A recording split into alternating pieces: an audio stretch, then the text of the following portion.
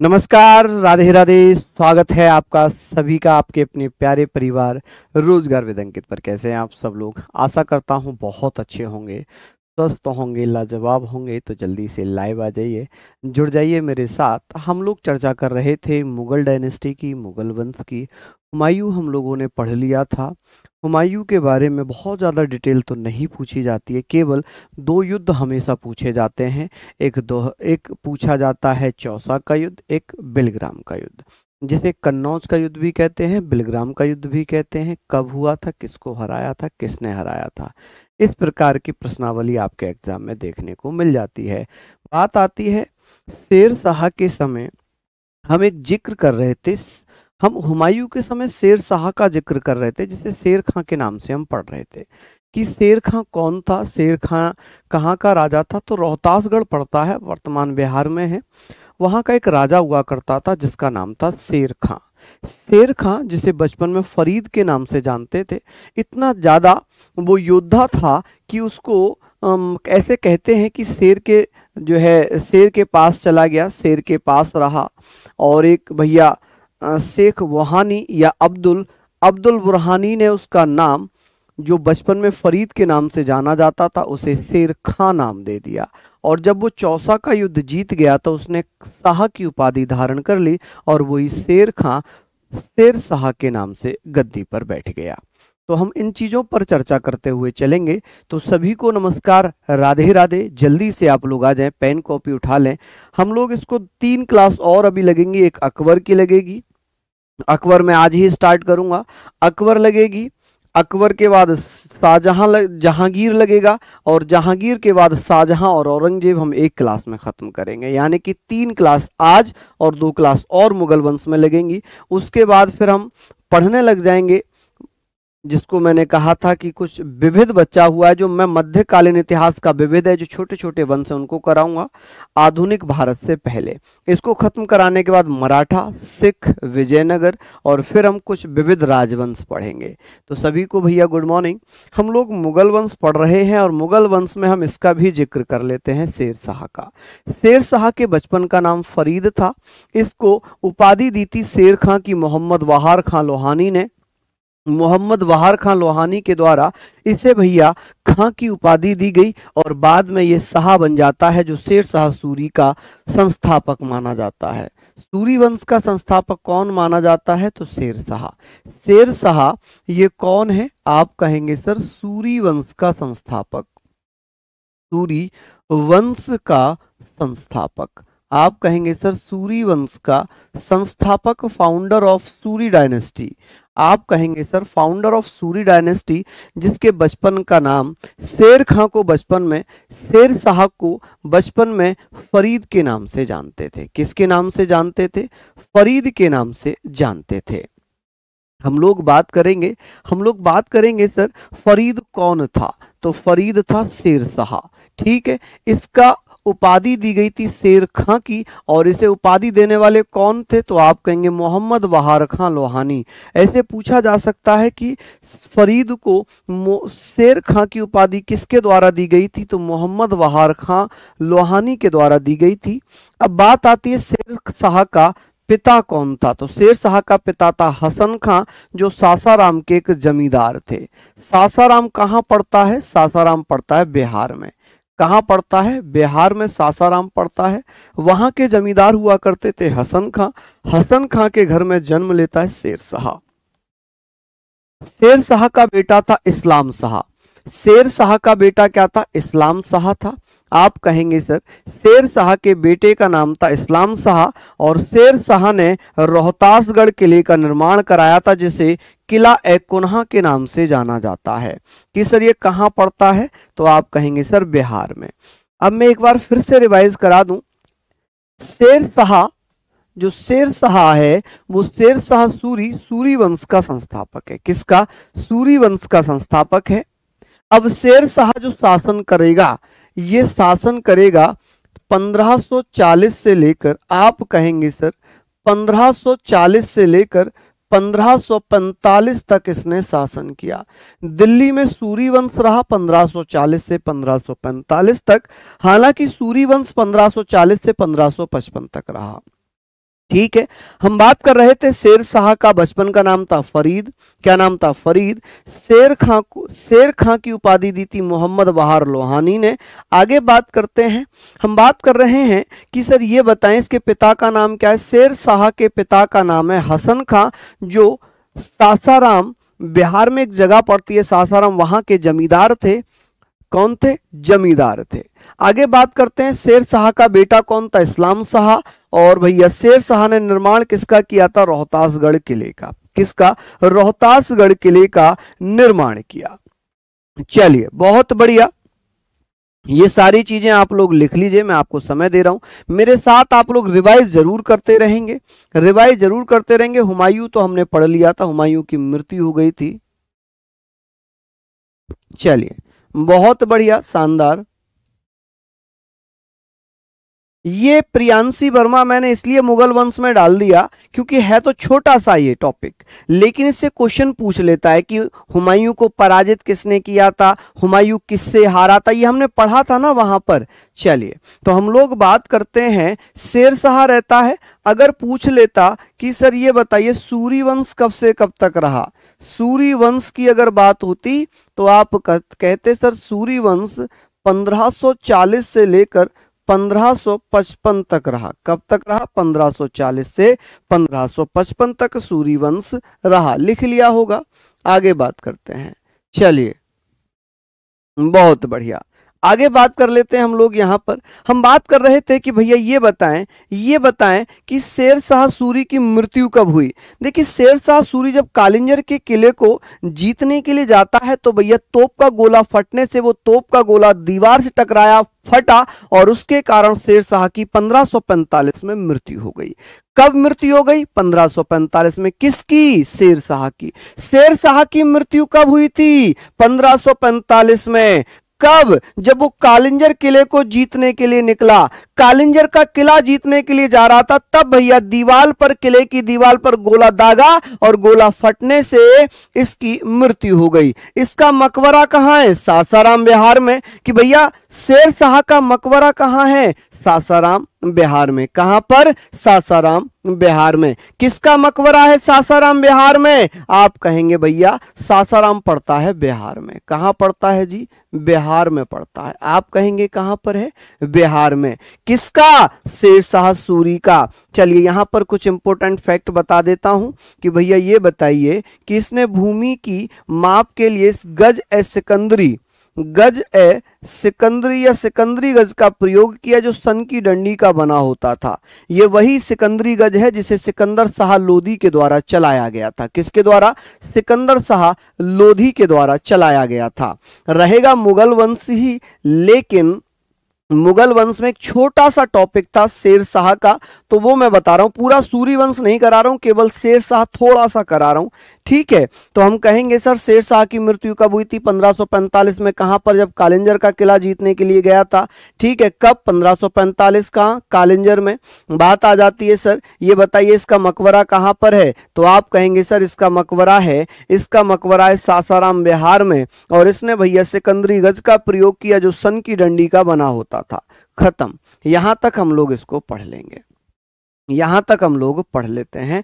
ठीक है जी, चलिए आगे बात करते हैं। आगे बात कर लेते हैं कि भैया ये बता दीजिए कि कबूलियत एवं पट्टा प्रथा किसने शुरू किया था? तो शेर शाह सूरी के द्वारा पट्टा प्रथा आपने जाना होगा कि भाई ये 1 बीघे जमीन है या ये 200 गज जमीन है या इतनी जमीन है, ये पट्टे पर मिली है, सरकार ने पट्टे पर दी है। तो ये पट्टा प्रथा किसने चलाई थी? तो ये पट्टा प्रथा किसने चलाई थी? तो यहां पर हम लोग बात करेंगे। चलिए बहुत बढ़िया, यहां तक हम लोग बात करेंगे। चलिए जल्दी जल्दी से लिख लीजिएगा। हम कहेंगे भैया हम लोग यहां पर बात करेंगे कबूलियत तथा पट्टा प्रथा किसने प्रारंभ किया था? आप कहेंगे सर ये प्रारंभ किया था शेर शाह सूरी ने। शेर शाह सूरी ने डाक व्यवस्था भी प्रारंभ की थी। ठीक है, इसने रुपया चलाया था।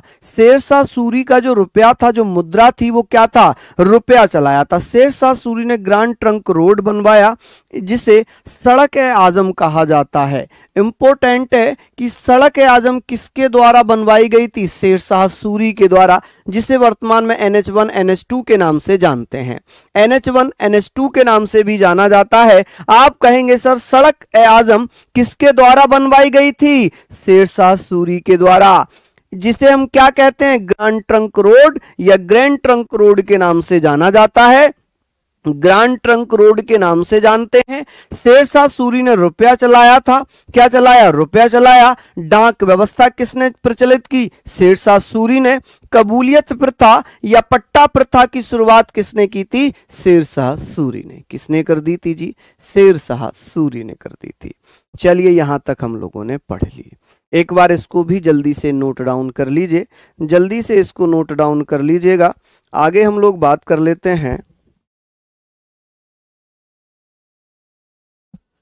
चलिए बहुत बढ़िया, इसको हम लोग पढ़ रहे हैं महत्वपूर्ण तरीके से, सारी चीजें हम लोग पढ़ रहे हैं। यहां तक आप लोग प्लीज कर लें, किसी को कोई दिक्कत तो नहीं है। जिसे हम GT रोड भी शॉर्ट फॉर्म में हम क्या बोलते हैं? इसे GT रोड बोलते हैं। क्या बोलते हैं जी? इसको हम GT रोड बोल देते हैं। तो ये सारी चीजें आप लोगों ने पढ़नी है, ठीक है जी। तो मैंने कहा मैं एक बार फिर से रिवाइज करा देता हूं, मैं फिर से एक बार रिवाइज करा देता हूं कि पट्टा प्रथा बहुत महत्वपूर्ण है। किसने प्रारंभ किया था? शेर शाह सूरी ने।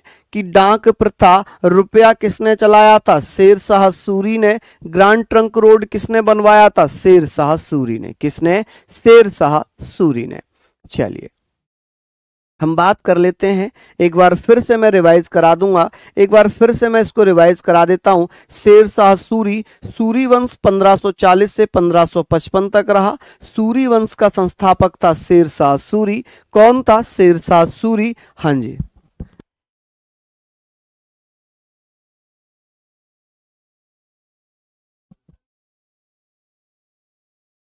हाँ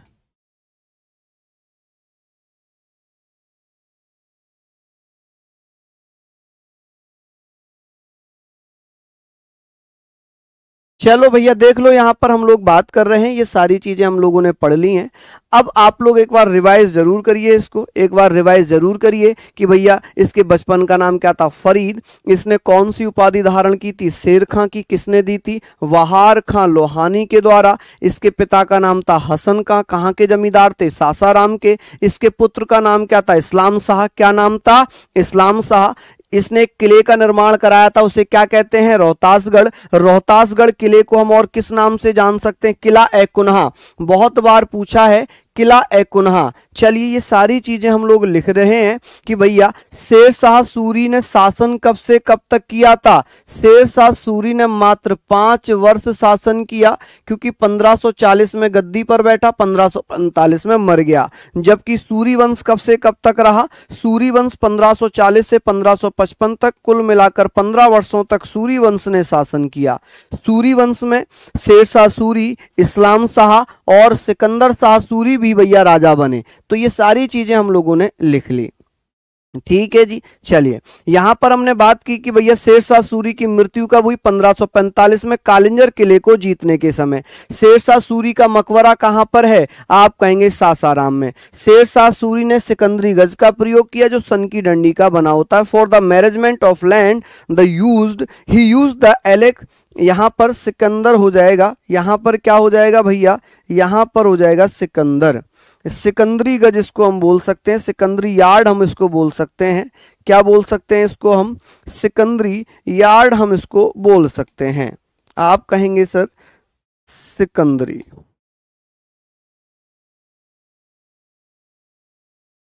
सिकंदरी यार्ड, ठीक है जी। चलिए इसने कबूलियतनामा, कबूलियत प्रथा, पट्टा प्रथा शुरू की, डाक व्यवस्था प्रारंभ की, रुपया चलाया, ग्रैंड ट्रंक रोड। अब डाक प्रथा समझना जरूरी है, पट्टा प्रथा समझना जरूरी है। पट्टे में क्या होता है? हम बात कर रहे हैं सर पट्टा। जैसे मैं बहुत ज्यादा गरीब हूं तो भैया सरकार क्या करेगी? मुझे 1-2 बीघे जमीन पट्टे पर दे देगी। वैसे ही ये पट्टा प्रथा किसने चलाया था? शेर शाह सूरी ने चलाया था। चलिए अब बात करेंगे हम अकबर के बारे में। एक कहानी सुनाऊंगा आप लोगों को, छोटी सी कहानी बताऊंगा, उसके बाद हम अकबर पे आ जाते हैं। देखिए हमें पता है हमीदा बानो बेगम जो मीर अली की बेटी थी, हिंदल का गुरु था मीर अली। मीर अली की बेटी हमीदा बानो बेगम से किसने विवाह कर लिया था? हुमायूं ने। किसने विवाह कर लिया था? हुमायूं ने। 1541 में हुमायूं जब भारत से भाग रहा था, जब वो ईरान शाह तैमास्क राजा के पास जा रहा था, तो उसने शादी कर ली। अमरकोट के एक राजा थे, राजा बीरसाल। शादी करने के बाद हुमायूं ने अपनी बेटी को 55 लिख दिए हैं। कहां 55 लिख दिए भैया? ये तो 1540 से 1555, ये पूरे सूरी वंश का है 15 साल। और यहां पर 1540 से 1545 केवल शेरशाह सूरी का है।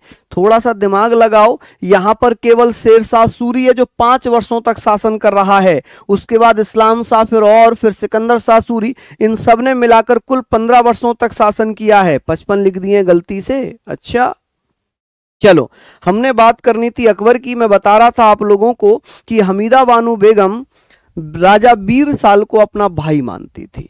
हमीदा बानो बेगम राजा बीरसाल को अपना भाई मानती थी। और भैया इसी कारण हुमायूं को लगा कि सबसे सुरक्षित जगह उसकी बीवी के लिए कोई है तो वो राजा बीरसाल का महल है। हुमायूं ने शादी कर ली हमीदा बानो बेगम से। शादी करने के बाद वो अपनी बीवी को राजा बीरसाल के महल अमरकोट में छोड़कर चला गया। कहां पर? अमरकोट, जो कि वर्तमान पाकिस्तान में पड़ता है, वहां पर छोड़कर चला जाता है। और उस महल में अकबर का जन्म होता है। एक बच्चा जन्म लेता है 15 अक्टूबर 1542 में। अकबर का जन्म हो जाता है, अकबर बच्चा है। हुमायूं अपनी सेना बनाने में लग गया। हुमायूं राजा बीरसाल से मदद मांगने में लग गया। हुमायूं ने कहा कि आप मेरी मदद करिए। राजा शाह तैमास्क ईरान का राजा था। उसने कहा ठीक है, मैं आपकी मदद तो कर दूंगा, लेकिन आपको भी मुझे कुछ देना पड़ेगा। हुमायूं ने कहा ठीक है, बताइए। तो उसने कहा कि आप मुझे काबुल देना। काबुल को उस समय यह माना जाता था कि इस्लामिक दृष्टि से बहुत महत्वपूर्ण था। हुमायूं ने कहा ठीक है, मैं काबुल दे दूंगा, लेकिन आप भारत विजय करने में मेरे साथ दीजिए। राजा शाह तैमास्क की मदद से हुमायूं ने 1555 में शेरशाह सूरी के वंश का एक लड़का था, जिसका नाम, एक राजा था जिसका नाम था सिकंदर शाह सूरी। सिकंदर शाह सूरी को पराजित कर दिया और 1555 में फिर से गद्दी पर बैठ गया। 1556 में हुमायूं की मृत्यु हो गई।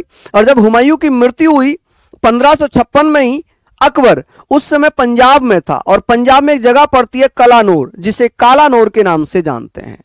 कलानौर या कालानौर में जब भैया अकबर था, अकबर तो छोटा सा बच्चा था, वो घूमने गया था।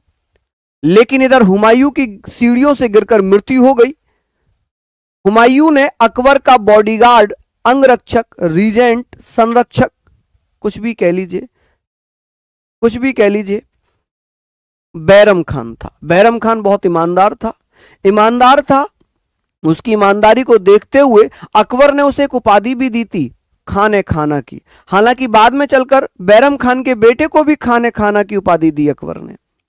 अकबर 13 साल 4 महीने का मुगल वंश में सबसे कम उम्र का राजा बना। सबसे कम उम्र का राजा बनने वाला था अकबर। 13 साल 4 महीने। अब आपके दिमाग में एकदम से क्लिक करेगा, अच्छा बाबर तो 11 वर्ष में बन गया था। बाबर 11 वर्ष में राजा बना था, कोई डाउट नहीं है, लेकिन भारत का नहीं, वो फरगना का राजा बना था। अकबर 11 वर्ष में फरगना का राजा बना था। और उस समय मुगल वंश भी नहीं था, उस समय चगताई वंश था। बाबर 1526 में भारत आया था। चलिए, अकबर राजा बन जाता है। कलानौर गुरदासपुर के पास पंजाब में एक जगह पड़ती है, गांव पड़ता है, वहां पर इसका राजाभिषेक होता है। ईंटों का सिंहासन बनाया। बैरम खान को जब खबर पता चली कि हुमायूं जहांपना जा चुके हैं, उनकी मृत्यु हो चुकी है, अब होता यह था कि जिस साम्राज्य का यदि उत्तराधिकारी नहीं होता था तो वहां पर अशांति फैल जाती थी। छोटे छोटे राजा सामंत युद्ध कर देते थे। लेकिन बैरम खान ने बड़ा चतुराई से, बड़ा सहनशीलता से अकबर को राजा घोषित कर दिया और ईंटों का सिंहासन बनाकर गद्दी पर बैठा दिया कि हुमायूं का फरमान आया है कि मेरा उत्तराधिकारी अकबर होगा। उसके बाद जब अकबर राजा बना, अकबर दिल्ली पहुंचा।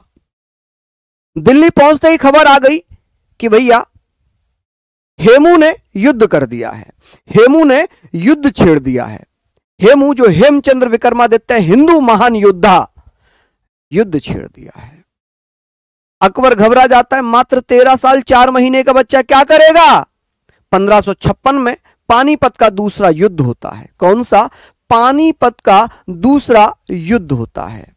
ठीक है, जब पानीपत का दूसरा युद्ध लड़ा गया, इस युद्ध में अकबर की तरफ से जो युद्ध लड़ रहा था वो बैरम खान था। कौन था? बैरम खान।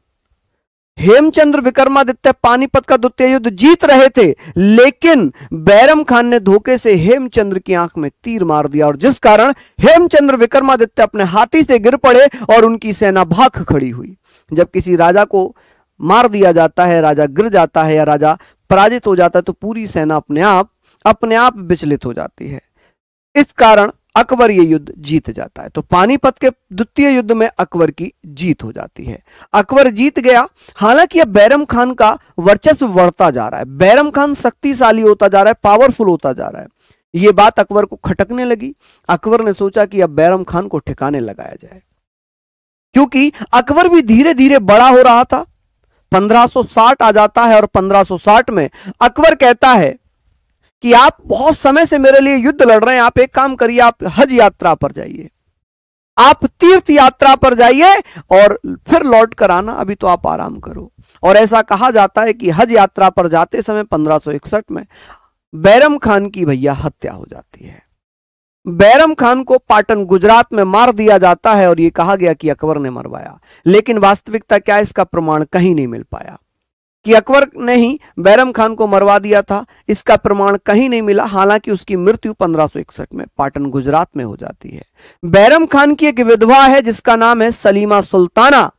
सलीमा सुल्ताना और बैरम खान का एक बेटा है जिसका नाम है अब्दुल रहीम, जिसे हम हिंदी का महान कवि रहीम दास के नाम से जानते हैं। रहीम दास, जिसे अकबर ने गोद ले लिया।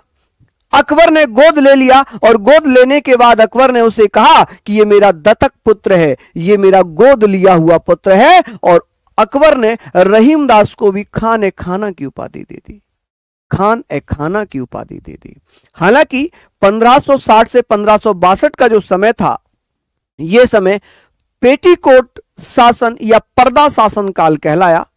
पर्दा शासन काल इसलिए कहा गया क्योंकि इस समय अकबर ने शासन नहीं किया। अकबर तो खुद घूमने चला गया और इस समय शासन किया जिसको अकबर ने पाला था। अकबर को पाला। अकबर को पालने वाली दाई मां का नाम था महम अनंगा। महम अनंगा ने 2 वर्ष शासन किया, 1560 से 1562। इसलिए अकबर के शासन काल को पर्दा शासन काल के नाम से जानते हैं। इतनी कहानी पहले हम यहां तक पढ़ते हैं, उसके बाद आगे कहानी चलेंगे। आई होप आपको ये कहानी समझ में आएगी। और हम लोग यहां पर बात करते हैं कि अकबर भैया 1556 में राजा बन जाता है। 1556 में राजा बना और 1605 तक राजा रहा। 1605 तक राजा रहा कि अकबर का जन्म 15 अक्टूबर 1542 अमरकोट के राणा बीरसाल के महल में हो जाता है। अकबर के पिता का नाम हुमायूं है, अकबर की माता का नाम हमीदा बानो बेगम है। हमीदा बानो बेगम कह लें, हमीदा बानो बेगम कह लें, ठीक है जी। इसका शिक्षक था अब्दुल लतीफ। अकबर को पढ़ाने का प्रयास किया, हुमायूं ने अकबर को पढ़ाने का प्रयास किया, लेकिन आप जानते ही होंगे कि एक दो बच्चा ऐसा होता है उसे कितना भी पढ़ा लो फिर वो यही कहेगा समझ नहीं आ रहा, समझ नहीं आ रहा। वैसे ही अकबर था। अकबर को पढ़ाने के लिए उसका एक टीचर अपॉइंट किया गया जिसका नाम है अब्दुल लतीफ, लेकिन अकबर पढ़ ही नहीं पाया। अकबर ने पढ़ाई नहीं की, अकबर ने बिल्कुल पढ़ाई नहीं की। अकबर मुगल वंश का भैया अनपढ़ राजा था। अनपढ़ कहते हैं कि भैया मुगल वंश में सबसे महान राजाओं में अकबर गिना जाता है, लेकिन पढ़ा लिखा नहीं था, पढ़ा लिखा नहीं था। ठीक है, अब बात करते हैं अकबर का संरक्षक कौन था, पैटर्न कौन था। ये बॉडीगार्ड भी कह सकते हैं, इसको बॉडीगार्ड भी कह सकते हैं, बॉडीगार्ड कह सकते हैं, रीजेंट कह सकते हैं। क्या कह सकते हैं इसको? रीजेंट कह सकते हैं कि अकबर का रीजेंट कौन था, बॉडीगार्ड कौन था, तो बैरम खान था। कौन था जी? बैरम खान। आई होप आप लोगों ने लिख लिया होगा। चलिए हम लोग ऐसे ही बात कर रहे हैं सारी चीजों के बारे में। अब बात आ जाती है कि अकबर एक सूफी संत को मानता था। अकबर के एक सूफी संत थे जिनका नाम था शेख सलीम चिश्ती। क्या नाम है? शेख सलीम चिश्ती अकबर का। अकबर जिनको बहुत ज्यादा मानता था उनका नाम था शेख सलीम चिश्ती। क्या नाम था जी? शेख सलीम चिश्ती। अकबर का राज्याभिषेक कोरोनेशन कहां हुआ था? पंजाब के कलानौर में, या इन्हें कालानौर भी कहते हैं। क्या कहते हैं? कालानौर के नाम से भी हम जानते हैं। किसके नाम से जानते हैं? कालानौर के नाम से जानते हैं। वहां पर अकबर का 4 साल 13 साल 4 महीने की उम्र, मतलब 14 फरवरी 1556 में राज्याभिषेक हो जाता है। हम 14 फरवरी को किस रूप में मनाते हैं बताइए? हम 14 फरवरी को किस रूप में मनाते हैं? कौन बच्चा बताएगा? कौन कौन साथी बताएगा कि 14 फरवरी को भारत में क्या मनाया जाता है? जल्दी से बताइए कि भारत में 14 फरवरी को किस रूप में मनाते हैं? आप कहेंगे सर भारत में 14 फरवरी को ब्लैक डे के रूप में मनाते हैं, एक काला दिवस के रूप में मनाते हैं, क्योंकि इसी दिन हमारे देश के वीर सपूतों ने अपनी जान की आहुति दे दी। पुलवामा अटैक आपको याद होगा, वो 14 फरवरी को ही हुआ था, इसलिए हम पुलवामा अटैक की याद में ब्लैक डे के रूप में मनाते हैं। चलिए, हाँ, और कुछ पढ़े लिखे, मैं ये कह सकता हूं कि ये पढ़े लिखे बच्चे हैं जो ये कह रहे हैं कि वैलेंटाइन डे के रूप में मनाते हैं। अरे पढ़े लिखे बच्चों, कम से कम उन वीर सपूतों को तो याद करो जो हमारी सुरक्षा के लिए अपने प्राणों की आहुति दे गए। हमारी सुरक्षा के लिए वो आप लोग ही थे जो हमारी सुरक्षा के लिए अपने परिवार को छोड़ गए, अपने बीवी बच्चों को बिलखता हुआ छोड़ गए, अपने बूढ़े माँ बाप को रोता हुआ छोड़ गए। पुलवामा अटैक आपको याद होगा 14 फरवरी। चलिए, तो ये सारी चीजें जल्दी से नोट डाउन कर लीजिए। हालांकि मैं आज पूरे मुगल वंश की पीडीएफ दे दूंगा, पूरे मुगल वंश की पीडीएफ में आपको दे दूंगा। ठीक है जी, चलिए, बहुत बढ़िया। ठीक है, यहां तक आप लोग लिख लेंगे। आगे बात करते हैं अकबर की पत्नियां। अच्छा, अकबर की पत्नियों को लेकर भी एक मनगढ़ंत कहानी मैं आपको सुनाता हूं। बहुत बार आप लोगों ने सुना होगा, मनगढ़ंत कहानी में आ जाता है कि अकबर की पत्नी का नाम जोधाबाई था। आता है ना? आपको भी याद होगा कि अकबर की पत्नी जोधाबाई थी, याद है? और मैं ये कह दूं कि अकबर की पत्नी जोधाबाई नहीं थी, तो आप मास्टर पागल हो गए। अगर मैं आपसे कहूं कि जोधाबाई अकबर की पत्नी नहीं थी, तो फिर आप मुझे क्या कहोगे? है मास्टर पागल है, यही कहोगे ना? कहोगे है पता है नहीं, आगे पढ़ाने। अकबर की पत्नी नहीं थी तो किसकी पत्नी थी? हमने तो जोधा अकबर मूवी देखी है, हमने तो जोधा अकबर नाटक देखा है, और आप कह रहे हो जोधाबाई अकबर की पत्नी नहीं है। बिल्कुल, मैं प्रमाण के साथ यहां पर बात करूंगा, जोधाबाई अकबर की पत्नी नहीं थी। तो फिर जो जोधाबाई थी अकबर की पत्नी, वो कौन थी भैया? उनका नाम क्या था? हरखाबाई। हरखाबाई, हरखूबाई, जिन्हें हम जोधाबाई के नाम से जानते हैं। हुआ क्या, क्यों ऐसा कहा गया कि वो जोधाबाई है, जबकि ओरिजिनल जोधाबाई जहांगीर की पत्नी है? जो ओरिजिनल जोधाबाई है वो जहांगीर की पत्नी है। किसकी? जहांगीर की। मैं बात करूंगा तो भैया सबसे पहले हम बात करते हैं अकबर की पत्नियों की। तो अकबर की जो बेगम है उनका नाम है रुकैया बेगम। क्या नाम है जी? रुकैया बेगम। आप कहेंगे अकबर की पत्नी का नाम था रुकैया बेगम। रुकैया बेगम सलीमा सुल्ताना, ये वही सलीमा सुल्ताना है जो बैरम खान की पत्नी थी। किसकी? बैरम खान की पत्नी थी। जब बैरम खान मारा गया तो उसकी पत्नी से निकाह कर लिया अकबर ने। अकबर ये दिखाना चाहता था जनता को, देखो बैरम खान मेरे बॉडीगार्ड थे, अगर उनकी मृत्यु हुई तो उनके परिवार को मैंने अपना लिया। इसीलिए तो बहुत सारे इतिहासकारों ने अकबर को महान राजा कहा, महान सम्राट कहा। महानता भी गिनाऊंगा इन लोगों की, सबसे ज्यादा महानता मैं शाहजहां में गिनाऊंगा। ठीक है, चलिए, तो हम लोगों ने पढ़ ली कि भैया रुकैया बेगम सलीमा सुल्ताना जो पहले बैरम खान की पत्नी थी। उसके बाद हम बात करेंगे हरखाबाई की। ये जो हरखाबाई हैं, इन्हीं को कहा जाता है जोधाबाई। इन्हीं को जोधाबाई कहा जाता है। इनका पूरा नाम था राजकुमारी हीरा कुमारी। इनका नाम है प्रिंसेस हीरा कुमारी। ठीक है, इन्हें जोधाबाई की भैया उपाधि दी गई थी। इन्हें जोधाबाई की उपाधि दे दी गई। तो आप याद रखेंगे कि भैया जोधाबाई की क्या दे दी गई? उपाधि दे दी गई। किसको? हरखाबाई को। तो भैया जोधाबाई, जो रियल जोधाबाई, जो जगत गोसाई है, वो जहांगीर की पत्नी है, अकबर की नहीं। अकबर की पत्नी का नाम है हीराबाई, और हीराबाई को भैया जोधाबाई के नाम से जाना जाता है। इन्हीं हरखाबाई को मरियम उज जमानी की उपाधि भी दी जाती है। बहुत सुंदर थी ये, तो इन्हें मरियम उज जमानी की उपाधि भी दी जाती है। चलिए आगे बात करते हैं।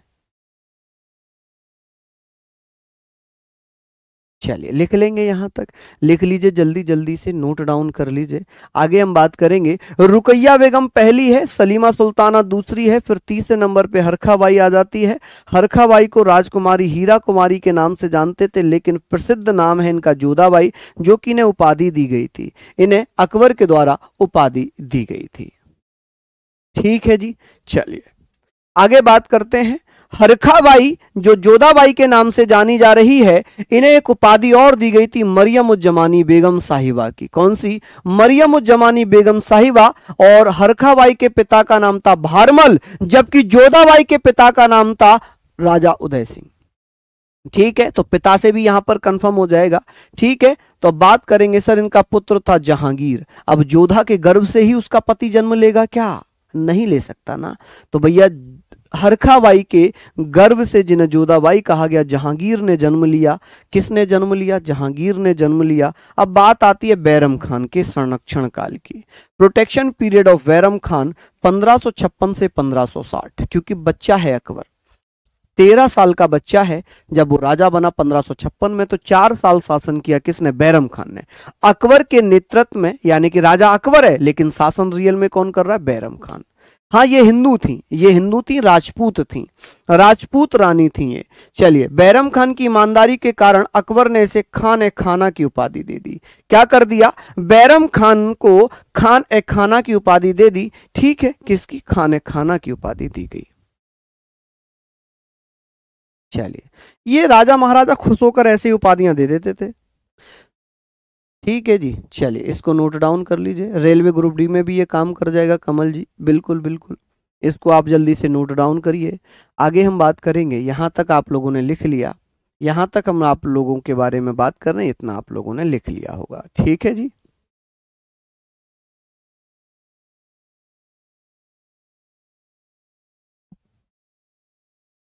चलिए बहुत बढ़िया। नीरज मेहरा जी धन्यवाद, लव यू टू मेरे शेर। चलिए बहुत बढ़िया। देखा, मैंने कहा ना, अकबर के लिए शिक्षक अपॉइंट किया गया था अब्दुल लतीफ, बेस्ट शिक्षकों में माना जाता था, उस समय के सबसे अच्छे विद्वानों में माना जाता था।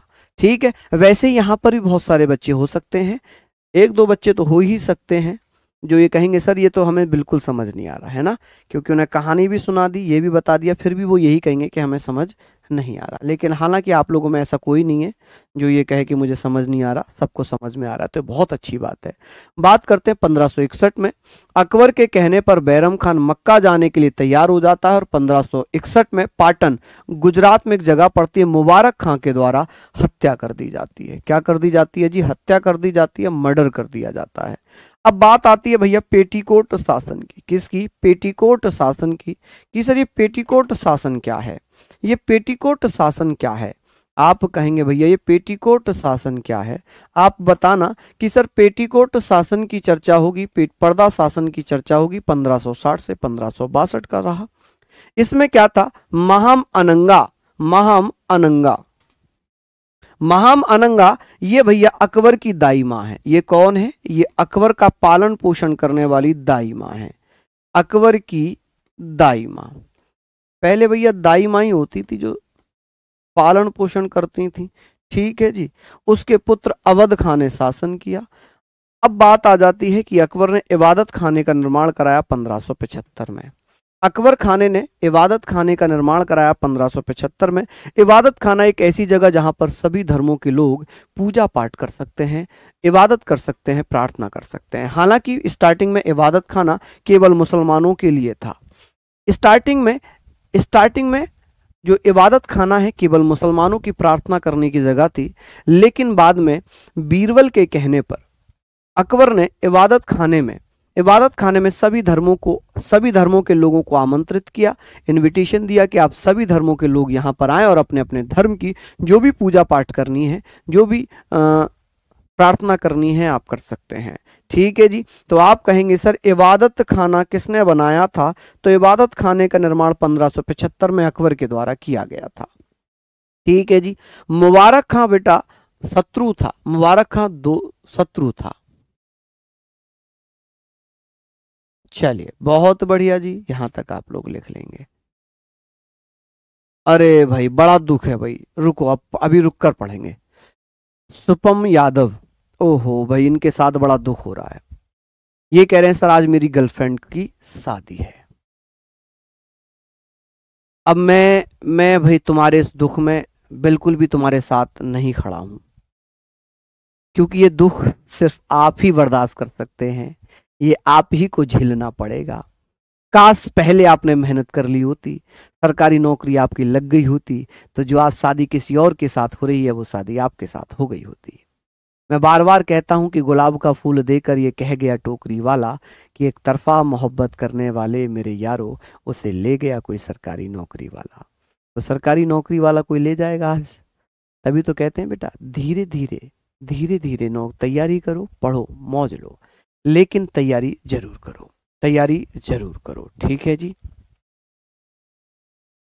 चलिए यहां पर हम लोगों ने पढ़ लिया, यहां तक हम लोगों ने पढ़ लिया। ठीक है, यहां तक आप लोगों ने लिखा या नहीं लिखा? चलिए बताएं।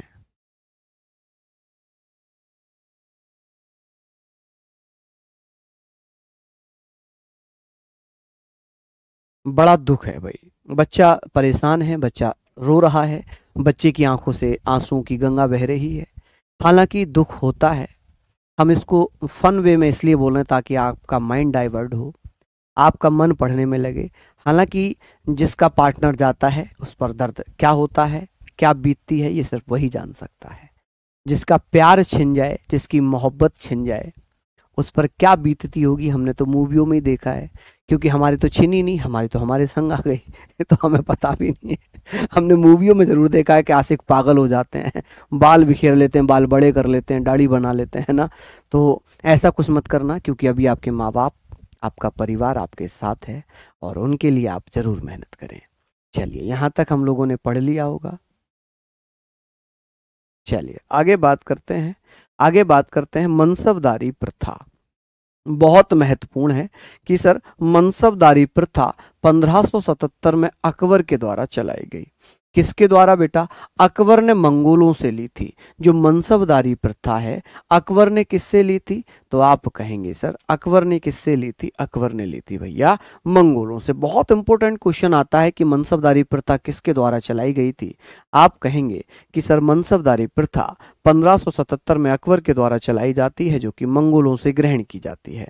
ठीक है, अब बात आती है जी हल्दी घाटी युद्ध की। किसकी? हल्दी घाटी युद्ध।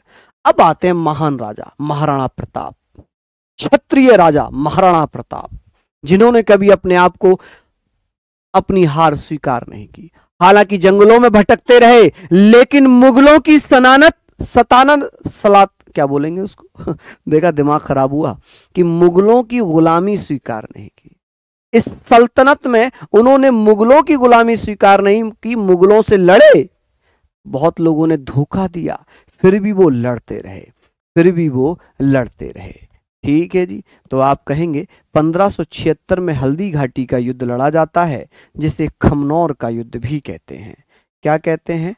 खमनौर का युद्ध भी कहा जाता है कि अबुल फजल ने इसे खमनौर का युद्ध कहा। अबुल फजल अकबर के दरबार में नवरत्नों में से एक थे, नवरत्नों में से एक थे। तो इस युद्ध में अकबर ने महाराणा प्रताप को पराजित किया। यह केवल इतिहासकारों का कहना हो सकता है, लेकिन महाराणा प्रताप ने कभी अपनी हार स्वीकार ही नहीं की। हार स्वीकार वो करते हैं जो गुलाम बन जाते हैं। ये महान योद्धा कभी गुलाम ही नहीं बने, इन्होंने हार स्वीकार नहीं की। अच्छे से ध्यान से पढ़ना, ध्यान से पढ़ना कि अकबर ने इन्हें पराजित कर दिया, ऐसा एग्जाम में लिखा आता है। इन्होंने कभी हार स्वीकार नहीं की, हालांकि जंगलों में भटके, सेना इकट्ठी की, जनजातियों को इकट्ठा किया, पुनः हमला करने के लिए तैयार हुए, लेकिन हार स्वीकार नहीं की। लेकिन इतिहासकारों ने तो यही लिखा है कि भैया इनकी हार हो गई। जल्दी से नोट डाउन कर लीजिए, जल्दी से नोट डाउन कर लीजिए। ठीक है जी। मनसबदारी प्रथा 1577 है मेरे लाल। चलिए,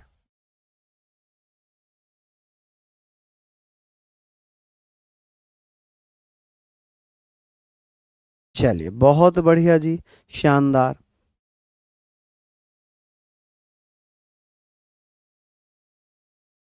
बहुत शानदार।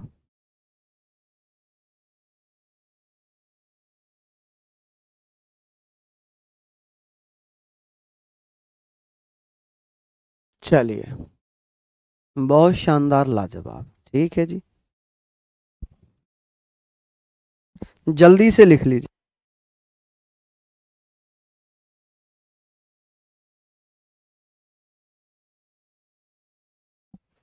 चलिए, बहुत बढ़िया, लिख लेंगे। लेकिन इसके अन्य स्रोत भी मैं बता दूं, अन्य स्रोत, अन्य स्रोत में ये क्या दिया है, जो अदर सोर्सेज हैं उसमें मनसबदारी प्रथा 1575 में बताई गई है कि अकबर ने मनसबदारी प्रथा 1575 में स्वीकार की थी। अब इसे हम कैसे करेंगे, इसे हम करेंगे ऑप्शन के अकॉर्डिंग, इसे हम करेंगे ऑप्शन के अकॉर्डिंग। ऑप्शन में यदि 1577 आएगा तो 1577 पर आप टिक करेंगे, यदि 1577 नहीं होगा तो 1575 डेफिनेटली दिया होगा। ठीक है, दोनों ऑप्शन कभी भी एक साथ नहीं दिए जाएंगे, दोनों ऑप्शन कभी भी एक साथ नहीं आते हैं, ये आप लोग ध्यान रखना कि ये दोनों ऑप्शन कभी भी एक साथ नहीं आएंगे। इसे हम कैसे करेंगे, ऑप्शन से। मैं इसलिए बता रहा हूं, ये भी आपके एग्जाम में दिया है, ये भी आपके एग्जाम में आया हुआ है, ये भी एग्जाम में है, और ये भी आपके एग्जाम में पूछा गया है। तो दोनों ही एग्जाम में आ गए हैं, तो आप इसको ऑप्शन से कर लेंगे, दोनों ऑप्शन कभी भी नहीं आएंगे। हल्दी घाटी के युद्ध की हम बात कर रहे थे। 1576 में हल्दी घाटी का युद्ध हुआ, जिसमें अकबर ने महाराणा प्रताप को पराजित किया। अबुल फजल ने हल्दी घाटी के युद्ध को खमनौर का युद्ध कहा। क्या कहा जी, खमनौर का युद्ध कहा। चलिए, बहुत बढ़िया, यहां तक आप लोग इसको लिख लें। चलिए, बहुत शानदार, लिख लिया होगा आप लोगों ने। यहां तक हम लोगों ने पढ़ लिया, इसको फटाफट से नोट डाउन कर लीजिए कि भैया मनसबदारी प्रथा किसने चलाई थी, अकबर ने किससे ली थी। तो आप कहेंगे सर, मनसबदारी प्रथा जिसको हम कह सकते हैं सैन्य विभाजन कह सकते हैं, सेना का विभाजन करके पहले हाथी, फिर रथ, फिर घोड़े, पैदल सैनिक, इस प्रकार से भैया मिलिट्री को रीऑर्गेनाइज किया जाता था। आगे बात करते हैं अकबर की धार्मिक नीतियां। मोस्ट इंपोर्टेंट है, यहाँ से बहुत ज़्यादा क्वेश्चंस पूछे जाते हैं। मोस्ट इंपोर्टेंट है, यहाँ से क्वेश्चंस आएंगे कि अकबर की धार्मिक नीतियों में सुलह ए कुल की नीति अपनाई। अकबर ने सुलह ए कुल की नीति का मतलब है सभी धर्मों को बराबरी का अधिकार दिया, इसीलिए कहा गया कि अकबर महान राजा है। अकबर ने सभी धर्मों को एक साथ चलने के, एक साथ लेकर चला कि ये क्या करता है, एक साथ लेकर चलता है सारी चीज़ों की, सभी धर्मों को एक साथ लेकर चला, इसीलिए इसके द्वारा जो नीति अपनाई गई थी उसे सुलह ए कुल की नीति कहा गया। ठीक है जी, सुलह ए कुल की पॉलिसी किसने अपनाई थी, अकबर ने। 1562 में अकबर ने युद्ध बंदियों को दास बनाने पर रोक लगा दी। अकबर ने कहा कि जो सेना अपने राजा के लिए लड़ रही है उन्हें गुलाम नहीं बनाया जाएगा, क्योंकि वो योद्धा हैं और योद्धाओं को गुलाम दास नहीं बनाया जाता है। ठीक है जी, चलिए आगे बात करते हैं। 1563 में यात्रा कर समाप्त कर दिया, जो तीर्थ यात्रा करता उसे रोक लगा दी। पहले मुसलमान राजाओं ने क्या किया, हिंदू हिंदू तीर्थ यात्राओं पर, जैसे कि अयोध्या चले गए, जैसे चित्रकूट चले गए, जैसे कहीं किसी भी हिंदू तीर्थ स्थल पर जाते थे तो उनसे टैक्स लिया जाता था, टैक्स लिया जाता था। लेकिन अकबर ने 1563 में वो भी बंद कर दिया। अकबर ने 1564 में जजिया कर समाप्त कर दिया। जजिया कर जो पहले से चला आ रहा था 712 से, ब्राह्मणों पर फिरोज शाह तुगलक ने लगा दिया था, तो वो सारी चीज़ों पर क्या कर दी, रोक लगा दी। ठीक है, मजहर की घोषणा कर दी 1979 में। अकबर ने मजहर की घोषणा की और अकबर ने 1542 में दीन इलाही की स्थापना की। दीन इलाही का मतलब होता है एक ईश्वरवाद, एक ईश्वर में विश्वास करना। दीन इलाही में कुल 18 सदस्य थे। इसमें कुल 18 सदस्य थे। कितने सदस्य थे? 18 सदस्य थे। आप कहेंगे सर इसमें कितने सदस्य थे? 18 सदस्य थे। एकमात्र हिंदू सदस्य कौन थे? एकमात्र हिंदू सदस्य, एकमात्र हिंदू सदस्य, तो आप कहेंगे सर एकमात्र हिंदू सदस्य थे बीरबल। कौन थे जी? बीरबल। आप कहेंगे सर बीरबल, जिन्हें बचपन का नाम महेश दास के नाम से जाना जाता है। किसके नाम से? महेश दास के नाम से जाना जाता है। लिखने के बाद थंब जरूर करना। इनको एक बार जल्दी जल्दी से नोट डाउन कर लीजिए। नोट डाउन करने के बाद थंब जरूर करना। चलिए, बहुत बढ़िया, शानदार। चलिए, शिवम कह रहे हैं सर हम पहली बार लाइव आए हैं, आपको थैंक्स बोलने के लिए, आप बहुत अच्छा पढ़ाते हैं। धन्यवाद भैया, बहुत बहुत धन्यवाद। हम मुगलों में कह सकते हैं कि ये ठीक था, मुगलों में कह सकते हैं ये ठीक था। ठीक है, चलिए, तो ये सारी चीजें हम लोगों ने लिख ली। ठीक है जी, इन सारी चीजों को हम लोग लिखते हुए चल रहे हैं। चलिए, किसी को कोई समस्या यहाँ तक? चलिए, बहुत बढ़िया, शानदार, लिख लिया, बहुत बढ़िया जी। नेक्स्ट हम लोग बात करते हैं, यहाँ पर हम बात करते हैं सर, स्वीकार करने वाला पहला व अंतिम हिंदू बीरबल थे और कुल सदस्य 18 थे। बदायूनी और अबुल फजल ने दीन ए इलाही को, यानी कि इसे मतलब किसे? दीन ए इलाही को, दीन ए इलाही, दीन ए इलाही को तौहीद ए इलाही कहा। 1583 में अकबर ने हिजरी संबत के स्थान पर इलाही संबत चलाया। इलाही संबत चलाया, बहुत इंपॉर्टेंट है। आज यहीं तक कंप्लीट करेंगे, इसको आप लोग पढ़ लेना। हालांकि मैं आज एडवांस में पूरे मुगल वंश की पीडीएफ डाल रहा हूं, तो आप लोग पूरा मुगल वंश चाहें तो एक बार में ही नोट्स बना लें, फिर मैं क्लास लेता रहूंगा, आपको समझाता रहूंगा। तो आज पूरे मुगल वंश की पीडीएफ ऐसे ही डल जाएगी। ठीक है जी, चलिए, तो आप लोग लिख लीजिए। चलिए, आशा करूंगा क्लास आपको अच्छी लगी होगी। तो सभी साथी भैया मेहनत करें, मेहनत करें, लगे रहें, सफलता जरूर एक ना एक दिन आपको मिल ही जाएगी, सफलता जरूर आपको मिलेगी। ठीक है जी, चलिए, तो सभी को जय हिंद, जय भारत।